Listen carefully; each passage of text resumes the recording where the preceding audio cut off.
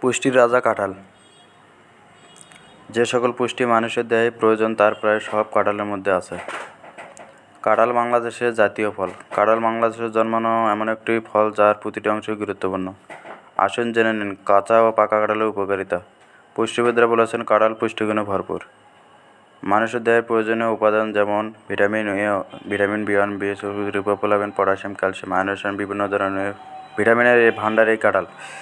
কাঁঠালে থাকা প্রোটিন ও antioxidant blood sugar নিয়ন্ত্রণ করে, আলসার, পাইলস, ক্যান্সারের ঝুঁকি কমায়, বার্ধক্য, উচ্চ রক্তচাপ প্রতিরোধ করে, হৃদরোগের ঝুঁকি কমায়, ত্বকের উজ্জ্বলতা বাড়ায়। কাঁঠাল খেলে তৎক্ষণাৎ শক্তি পাওয়া যায়।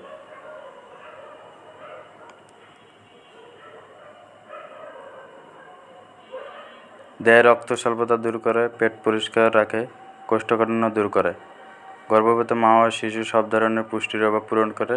কাঁঠাল খেলে সেক্স হরমোন বৃদ্ধি পায়। ধন্যবাদ।